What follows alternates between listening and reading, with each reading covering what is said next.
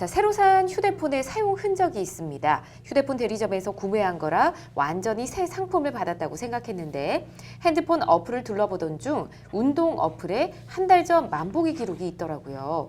대리점에 교환을 요구했지만 기기 테스트 중에 일어난 오류라며 교환을 거부하고 있는데요. 핸드폰을 구매한 지 일주일도 안 돼서 알게 된 일이라 너무 황당하고 기분이 나쁩니다.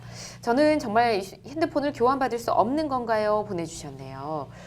일단 볼까요? 새 휴대폰으로 교환 안 되는 겁니까? 그러니까요. 그러니까 새로 산 건데 이게 예. 중고폰이라고 보면 얼마나 좀 기분이 별로죠. 많이 나쁠 것 같습니다. 예. 그래서 사실 새 보수로 교환을 해줘야 되는 게 당연한 거고요. 소비자 보호원의 그 소비자 분쟁 해결 기준을 보면 네. 그 핸드폰을 새로 샀는데 기능상 성능상 문제가 있는 경우 10일 이내에는 뭐 교환 환불 다 가능하게 돼 있고 뭐 1개월 이내에는 뭐 수리를 해주다가 안 되면 또 교환 환불하도록 돼 있습니다. 네. 근데 다만 이거의 문제는 뭐 성능과 기능상의 문제라기보다는 이 내용상을 보면 새 건 줄 알고 샀는데 중고를 파는 경우 네. 이 경우는 어떻게 보면 사기가 성립될 수도 있는 거예요. 그렇기 때문에 이 부분에서 명백하게 물론 입증의 문제지만 얘기를 네. 하시고 만약에 이 부분에 해결이 안 된다 그러면 소비자 보호원에 이 부분에 대해서 얘기를 하셔서 한번 네. 도움을 피해 구제를 받으시면 좋을 것 같아요. 알겠습니다. 근데 말씀해 주신 것처럼 뭐 판매만 하는 대리점에서는 사실 뭐 모르고 판매했을 수도 있을 텐데 이런 경우 뭐 제조사 측에 책임을 묻는 거는 어떻게 보십니까? 그렇죠. 휴대폰 같은 경우는 목적물을 살 때 딱 특정된 물건을 사는 게 아니라 뭐 가령 어떤 품종의 제품을 사는 거기 때문에 이런 걸 법적으로 종류물 매매라고 하는데요. 예. 매매의 목적물을 종류로 지정한 때에는 하자가 있다라고 하면은 그런 경우 일단 계약을 해제하고 손해배상을 청구할 수 있습니다. 근데 종류물 매매의 특성상 해제하고 손해배상 청구하는 것보다 그냥 교환받고 싶다라고 하면은 하자 없는 물건을 청구할 수 있다, 즉 교환 청구할 수 있다라고 해서 민법도 인정을 하고 있습니다. 그렇군요. 알겠습니다. 이분은 뭐 일주일 안에 다행히 문제를 발견했다고 했는데 사용하다가 뭐 이것보다 한 달, 두 달 뭐 훨씬 뒤에 문제를 발견하는 사람도 굉장히 많습니다. 이런 경우에도 보상을 받을 수는 있을까요?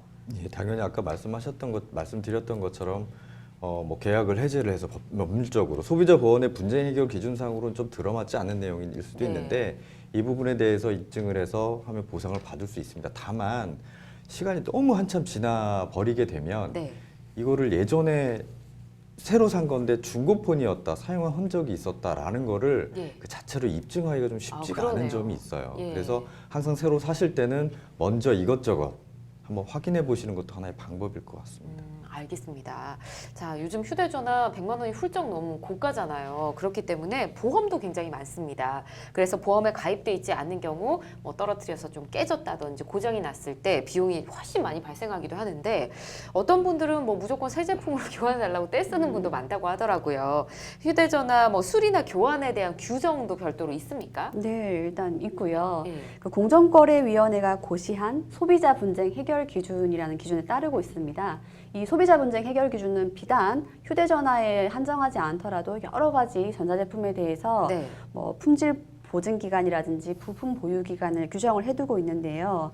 이 해결 기준에 의하면 일단 합의 또는 권고를 제한을 하되 합의 또는 권고가 이루어지지 않을 경우에는 피해자가 피해구제 청구할 수 있고요. 이 규정에 따르면은 그리고 2019년 4월 3일자로 이 규정이 개정이 되어서 조금 더 보증 기간이 늘어났는데요.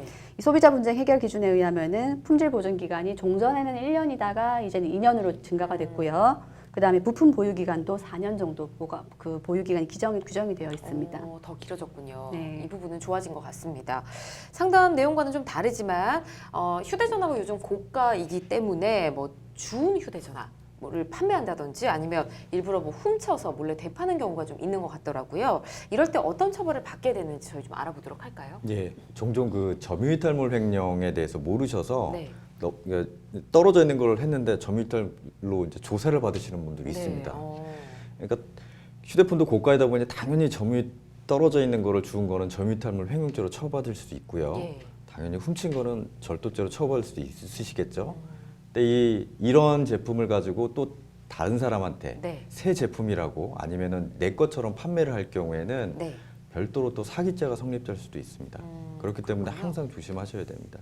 근데 만약에 내가 잊어버렸는데 다른 사람 주운 사람이 제3자한테 팔았어요. 예. 그런 경우에는 민법상 특례로 2년 이내에 보상을 청구할 수 있는데 만약에 이 사람이 파는 사람이 휴대폰 예. 판매업자였다라고 할 경우에는 그 산 사람은 믿고 산 거기 때문에 네. 또 이 부분을 살려면 돈을 주고 가져와야 됩니다. 아, 그렇군요. 예, 그렇습니다. 알겠습니다. 이런 점도 좀 알아두셨으면 좋겠네요.